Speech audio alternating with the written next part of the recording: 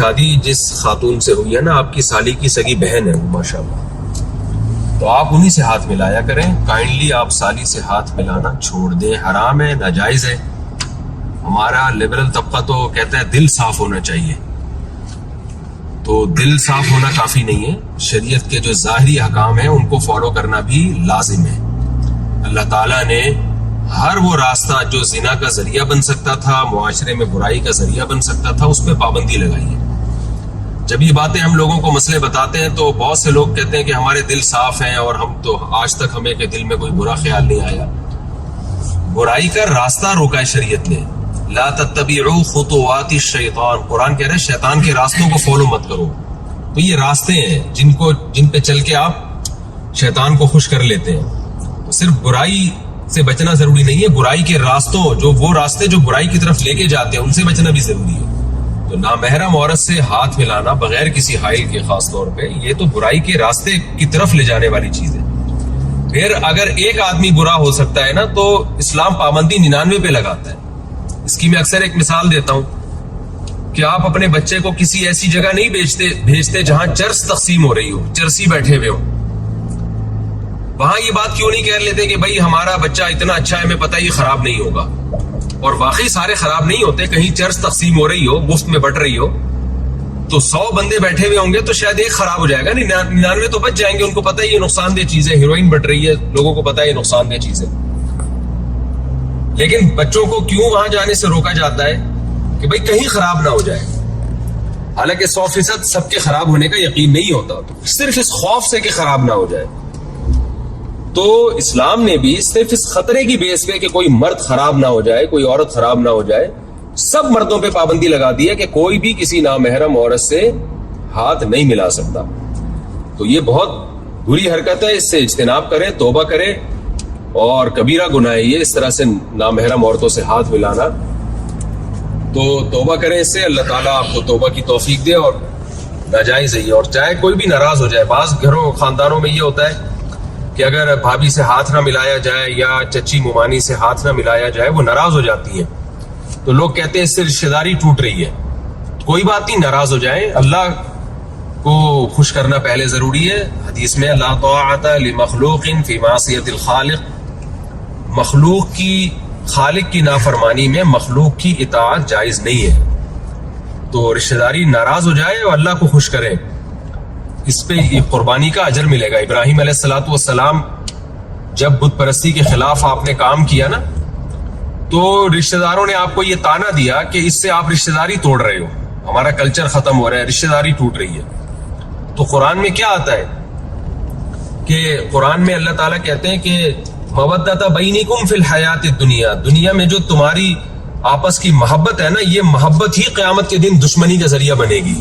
اور جس محبت کی وجہ سے تم گناہ میں ایک دوسرے کے ساتھ تعاون کر رہے ہو، تو یلعن بعضکم بعضا، اور تم میں سے بعض کو لعنت کریں گے قیامت کے دن.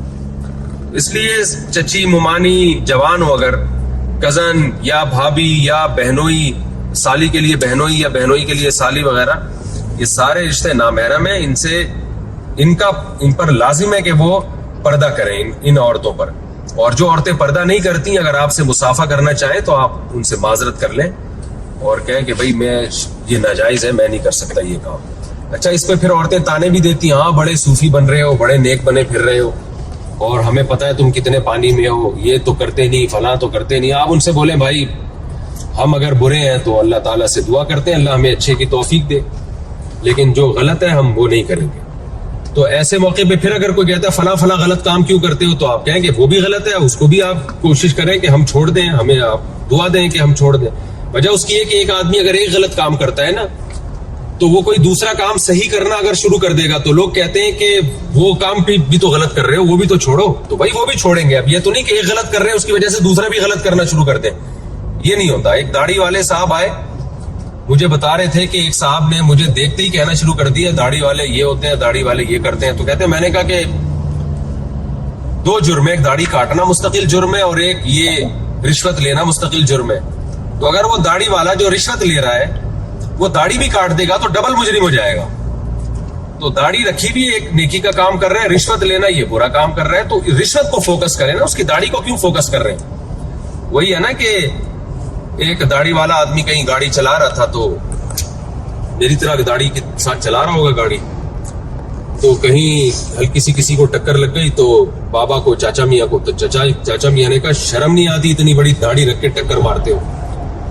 تو وہ کہنے لگا انکل یہ داڑھی ہے، بریک نہیں ہے۔ تو اس لیے اگر کوئی آپ کو تانا دے، آپ سالی سے، بہن، اپنی جو بھابھی وغیرہ سے ہاتھ نہ ملائیں۔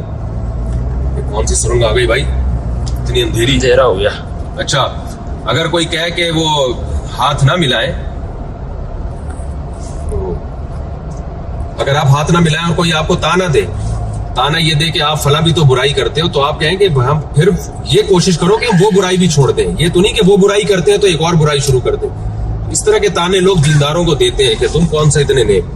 خلاصہ یہ نکلا کہ بالکل حرام ہے، ناجائز ہے، اور معاشرے میں نے اتنی لمبی بات اس لیے کر دی کہ معاشرے میں یہ کلچر فروغ ہو رہا ہے، لوگ کزنوں سے گلے مل رہے ہیں، پرلے درجے کی بے شرمی، بے غیرتی ہے یہ۔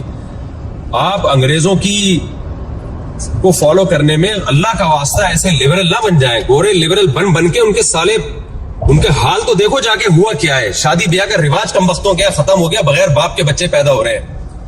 جس طرح سے آج کل کزنوں سے ہاتھ ملانے کا، گلے ملنے کا ہمارے معاشرے میں رواج پیدا ہو گیا ہے، لڑکیوں سے ہاتھ ملا رہے ہیں، کھلے عام براڈ مائنڈڈ بننے کی کوشش کر رہے ہیں، یہ انجام ہمارا وہی گدے گھوڑوں والا ہو جائے گا، نہ باپ کا پتہ ہوگا نہ ماں کا پتہ ہوگا مستقبل میں۔ تو خدا را اس کو ختم کریں۔ آپ کو اللہ نے ایک مذہب دیا ہے، اسلام دیا ہے، ہم نہیں کہہ رہے آپ پورے مولوی بن جائیں، لیکن جو اسلام کی بیسک تعلیمات ہیں ان کو تو آپ فالو کریں نا، اس میں آپ ہی کی حفاظت ہے۔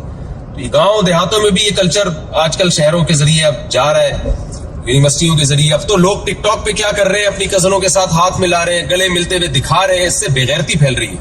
اور یہ کمبخت ٹک ٹاکر جو ہے نا، کسی کا چینل نہ چل رہا ہو، آج کل وہ یہ بے شرمی کرتا ہے کہ اپنی بہن بیٹیوں کو چینل پہ لانا شروع کر دیتا ہے ادھورے کپڑوں میں، اور ایک دم چینل اس کا اوپر جاتا ہے۔ یہ کون سی کمائی کا طریقہ ہے؟ آپ اپنے گھر کی عورتوں کو بیچ کے پیسے کما رہی ہے۔ ابھی عورتوں کو بیچنا ہی ہوگی، حدیث میں ایسے لوگوں کو دیوس کہا گیا ہے کہ اپنے گھر کی عورتوں کو لا کے نا وہ چینل کو پروموٹ کرتے ہیں، اور عورتیں بھی بےہودہ لباس میں ہوتی ہیں۔ ظاہر ہے پراپر ڈریس میں تو کوئی عورت کو بھی دیکھنا آج کل پسند نہیں کرتا، تو بےہودہ لباسوں میں عورت کو لے کر آتے ہیں اور انہی سے ویڈیو بنواتے ہیں۔ بہت سے لوگ ہمارے سامنے ایسے آئے، ان کی ہمیں خبریں ملی کہ چینل گرو نہیں کر رہا تھا، کھانے پکانے کا چینل تھا یا ولاگ بناتے تھے، تو نہیں چلا، تو پھر انہوں نے اپنے گھر کی عورتوں کو بےہودہ لباس میں لانا شروع کر دیا۔ تو غیرت جب انسان میں ختم ہو جائے نا، تو ایک مقولہ ہے کہ اذا فاتک الحیاء فافعل ما شئت، جب حیا ختم ہو جائے تو پھر جو چاہے کرو۔ تو معاشرے میں اس کلچر کو ختم کرے، یہ بہنوں سے، جو کزنوں سے ہاتھ ملانا اور بھابھیوں سے ہاتھ ملانا، گرل فرینڈ سے ہاتھ ملانا، گلے ملنا، گرل فرینڈ کا تو ویسے ہی تصور نہیں ہے، اس کلچر کو ختم کریں۔ دیکھیں قیامت کے دن جو اللہ کو راضی کر کے جائے گا نا، کامیاب وہی ہوگا۔ دنیا میں عزت کے اصول کچھ اور ہیں، آخرت میں عزت کے اصول کچھ اور ہیں۔